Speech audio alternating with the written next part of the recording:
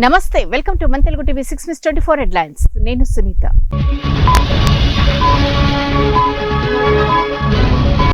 రక్షణ రంగంలో చైనా తయారీ విడిభాగాల వినియోగంపై తీవ్రంగా స్పందించిన కేంద్ర ప్రభుత్వం కాంట్రాక్టు రద్దు చేసుకున్న భారత్.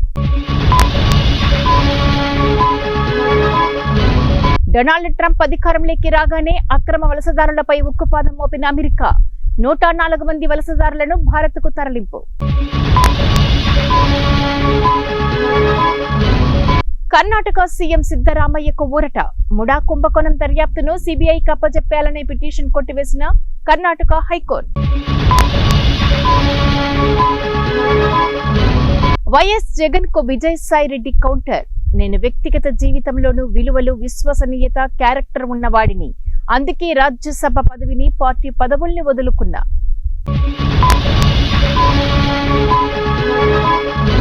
తెలంగాణలో భవన్ సర్వే మళ్లీ మొదలు. పట్టణాల్లో పక్కాగా ఆస్తుల వివరాల నమోదు.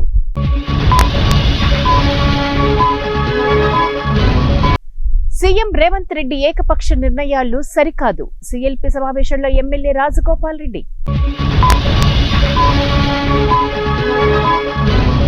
బీజేపీపై విరుచుకుపడ్డ ఢిల్లీ మాజీ సీఎం అరవింద్ కేజ్రీవాల్.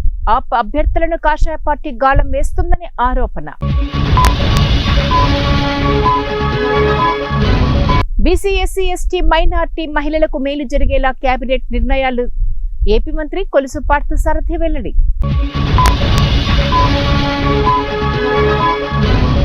ఏపీలో క్రీడాకారులకు కూటమి ప్రభుత్వం తీపి కబురు. 189 మంది క్రీడాకారులకు 7,96,62,289 రూపాయలు విడుదల చేసిన చంద్రబాబు. కల్తీ ఆహార ఘటనలు ప్రభుత్వ నిర్లక్ష్యానికి పరాకాష్ట. హరీష్ రావు విమర్శ. సీఎం చంద్రబాబుతో నీతి ఆయోగ్ వైస్ చైర్మన్ భేటీ. రాష్ట్ర ఆర్థిక పరిస్థితి, 2047 విజన్ డాక్యుమెంటుపై చర్చ. ఢిల్లీ సుందర్ నర్సరీ విద్యార్థులతో పరీక్షపై చర్చ. విద్యార్థులతో తన అనుభవాలను పంచుకున్న మోదీ.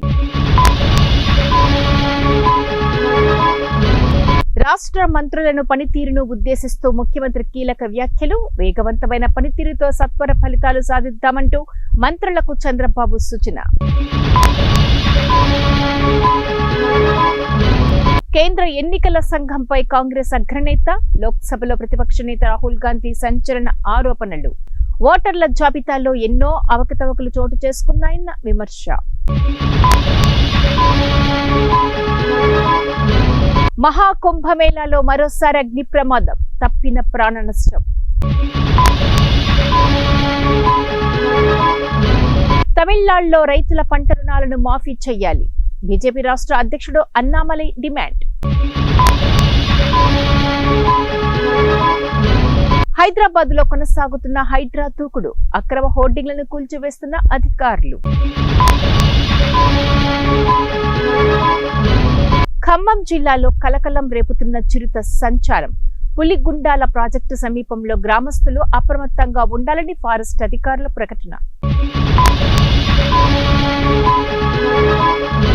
హైదరాబాద్ లో డ్రగ్స్ విక్రయిస్తున్న వ్యక్తి అరెస్ట్. 5 లక్షల విలువ గల కొకైన్ స్వాధీనం.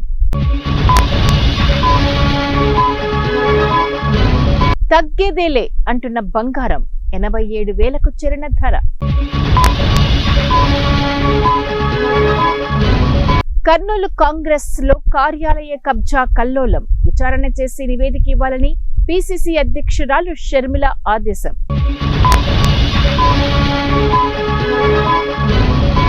ఏపీలో ఏఐ సెంటర్ ను ఏర్పాటు చేయండి. కేంద్ర రైల్వే మంత్రి అశ్విన్ వైష్ణవ్ ని కోరిన నారా లోకేష్. మాజీ మంత్రి, మాజీ పిసిసి అధ్యక్షుడు సాకే శైలజానాథ్ వైఎస్ఆర్ కాంగ్రెస్ పార్టీలో చేరిక. తాడేపల్లిలో వైఎస్ జగన్ సమక్షంలో వైసీపీ కండువా కప్పుకున్న శైలజానాథ్.